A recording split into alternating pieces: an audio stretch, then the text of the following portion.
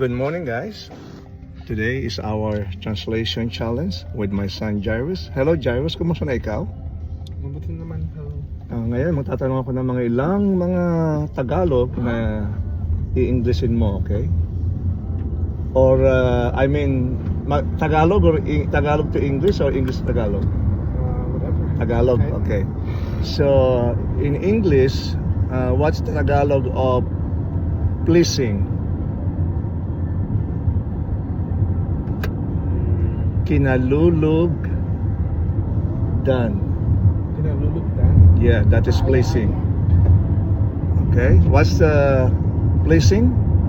Kinalulugdan. Okay, what about desired or cherished in Tagalog? Desired or cherished. Minimithi. That's a deeper Tagalog. That's why, that's deeper. Minimithi. Yeah, what is that? Volkswagen. Desire. Desired or cherished. Okay, what's the Tagalog again of desired? Minimithi.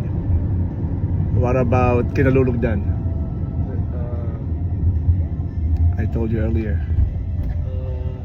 Minimit.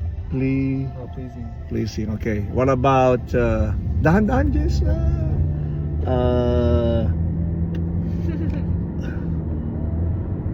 Halamanan or vegetable garden. I said it already. Vegetable garden. Halamanan. Okay, what's the vegetable garden? Halamanan. Okay. Halamanan.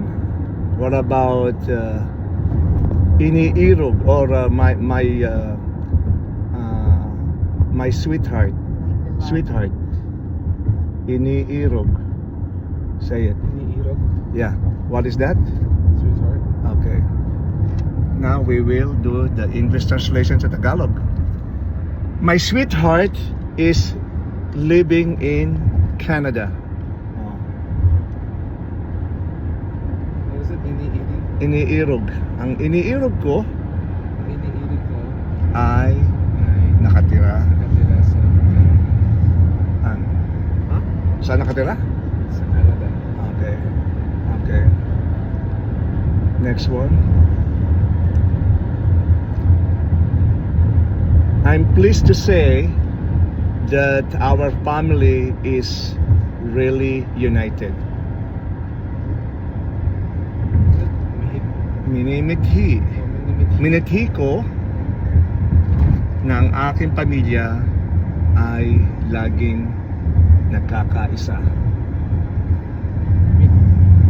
Minimithi ko Minimithi ko ng aking pamilya ay laging isa. nagkakaisa, united. Ano pa yung isasabi ko? Vegetable garden, right? My dad loves to do gardening in his vegetable garden. Ang tatay ko Ang tatay ko ay nasa kanyang nasa kanyang halamanan halamanan dahil siya'y mahilig dahil siya magtanim ng mga gulay. That's it for today. See you. Love you guys. Bye.